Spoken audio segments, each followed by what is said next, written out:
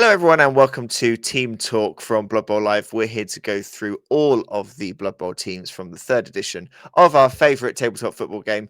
I'm joined by Mr. Scott Bryant for this session, and we are going to look at a team that is personally a bogey team for me, and a team that I know Mr. Bryant knows very well. It is Wood Elves. Now, Scott, you are a Wood Elf coach. You play Wood Elves. You've done quite well with Wood Elves, so you must see the appeal. I do. Wood Elves are the classic glass cannon. They are high edge in terms of how they can play and move around the board. They can score very quickly from very deep. They can exploit any mistakes that opponents make. On the other hand, as I said, they're glass cannon. Their armor value is low. So there is a very, very real risk, and having experienced this myself, they can be pitch cleared. That is undoubtedly. If the dice go with you, they're exceptional. If the dice go against you, they are more exceptional, but not for the right reasons. So there are a few changes to Wood Elves in the third edition of the game. All of the Wood Elves positionals, with the exception of the Tree Man, have armor 8, something just across the board. They all have edge 2 across the board, again, with the exception of the Tree Man. The linemen come in at 65k, movement 7, strength 3, passing 3, no skills. That is a 5k reduction in cost compared to the second edition, but passing has improved. It has, yeah. The Wood Elf Thrower, of which you can take 2, they are at 85k, so that is a reduction of 10k in cost. Strength 3, passing 2. They've got pass, and they have gained safe pair of hands for this new edition. The catchers, now you previously could take 4 catchers, that has been reduced to 2. They are 90k. Movement 8, strength 2, passing 3, which is again an improvement, and they have also gained sprint as well as the already catch and dodge.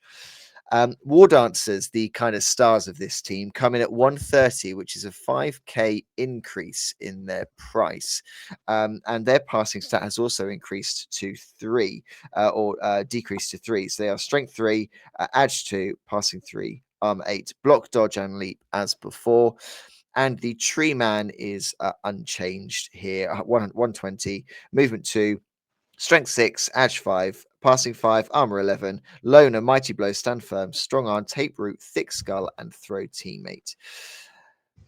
All in all, a pretty interesting change. Some sort of switch arounds there in costs that I think are going to make the team a bit more affordable. Yep. And another key thing is lots of additional gained access to passing as secondary.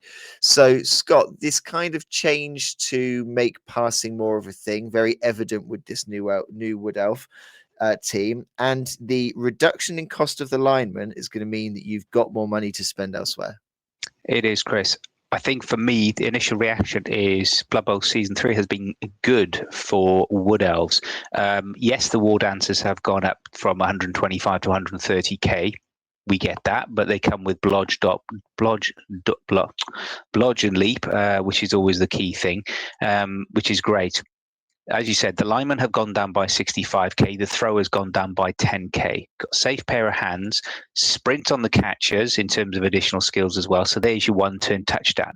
Passing is now more unlocked. Instead of being 4 up, it's now 3 up, 4 catchers, War Dancers, and linemen.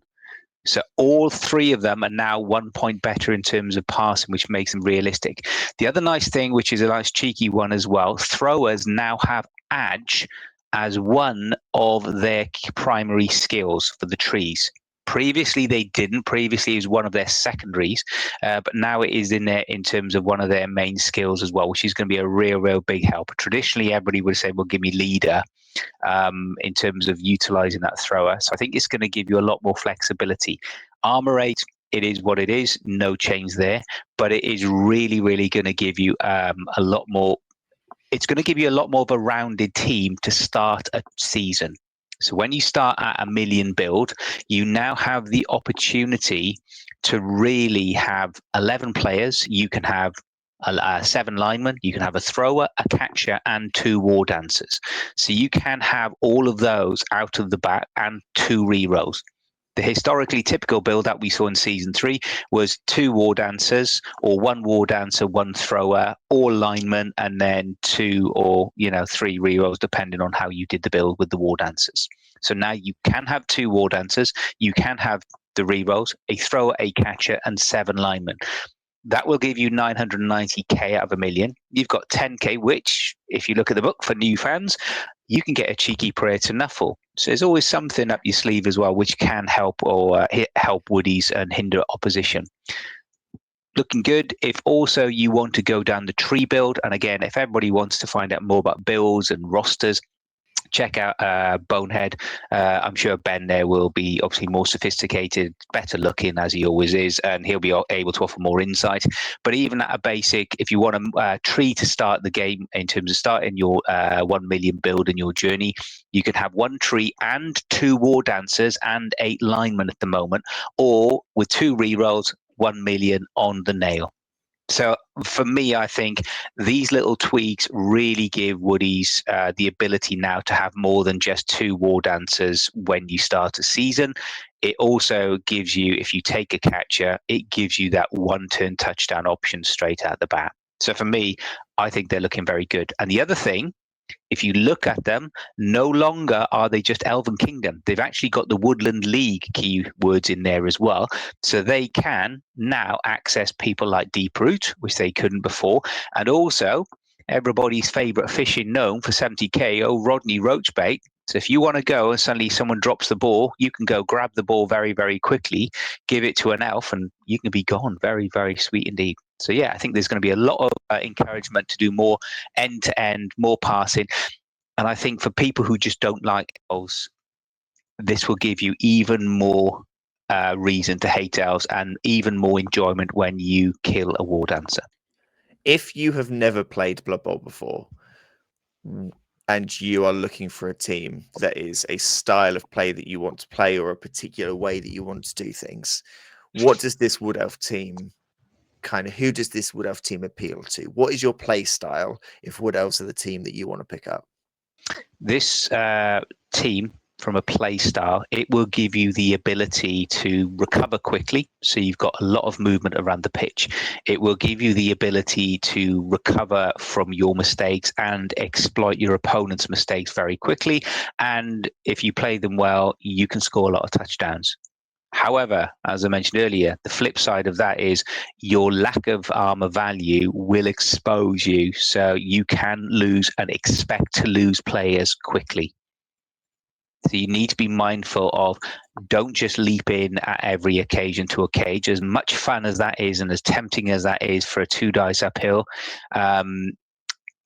it gives you good opportunity, but be aware they are very fragile. You will lose players, and even at 65k for a lineman, that's still at the upper end in terms of lineman cost. But hey, 2 up badge, what's not to love? Thank you very much, Scott, our very own Blood Bowl Live Wood Elf experts. That is the Wood Elves. They're looking very good for this new 3rd edition. It'll be interesting to see how they get on the pitch. Join us next time when we will bring you more details about more teams from our favourite edition of the game. We will see you then.